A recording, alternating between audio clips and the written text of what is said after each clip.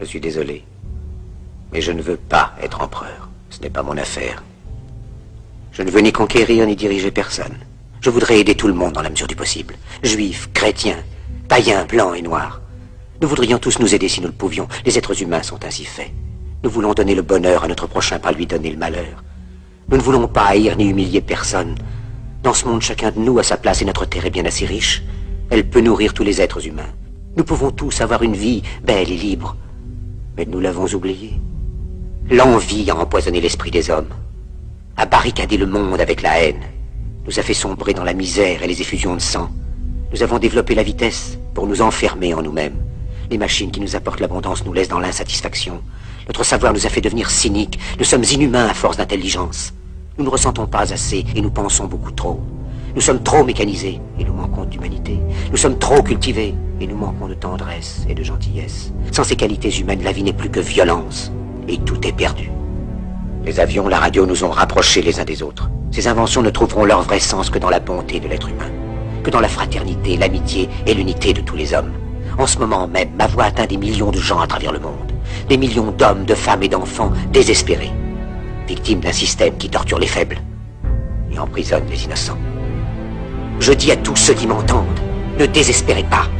Le malheur qui est sur nous n'est que le produit éphémère de l'avidité, de l'amertume de ceux qui ont peur des progrès qu'accomplit l'humanité. Mais la haine finira par disparaître, et les dictateurs mourront, et le pouvoir qu'ils avaient pris au peuple va retourner au peuple. Et tant que les hommes mourront, la liberté ne pourra pas périr. Soldats, ne vous donnez pas à ces brutes, à une minorité qui vous méprise et qui fait de vous des esclaves, en régiment toute votre vie, et qui vous dit ce qu'il faut faire et ce qu'il faut penser, qui vous dirige, vous manœuvre, se sert de vous comme chair à canon, et qui vous traite comme du bétail. Ne donnez pas votre vie à ces êtres inhumains, ces hommes-machines, avec une machine à la place de la tête et une machine dans le cœur. Vous n'êtes pas des machines, vous n'êtes pas des esclaves, vous êtes des hommes. Des hommes avec tout l'amour du monde dans le cœur. Vous n'avez pas de haine, sinon pour ce qui est inhumain, ce qui n'est pas fait d'amour.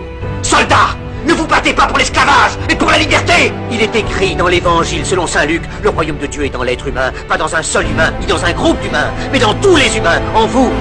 Vous, le peuple, qui avez le pouvoir de créer les machines, le pouvoir de créer le bonheur. Vous, le peuple, en avez le pouvoir de rendre la vie belle et libre, le pouvoir de faire de cette vie une merveilleuse aventure. Alors au nom même de la démocratie, utilisons ce pouvoir. Il faut tous nous unir. Il faut nous battre pour un monde nouveau, décent et humain, qui donnera à chacun l'occasion de travailler, qui apportera un avenir à la jeunesse et à la vieillesse la sécurité. C'est eux qui vous ont promis toutes ces choses, pour que vous leur donniez le pouvoir. Ils mentaient. Ils n'ont pas tenu leurs merveilleuses promesses. Jamais ils ne le feront. Les dictateurs s'affranchissent en prenant le pouvoir, mais ils font un esclave du peuple.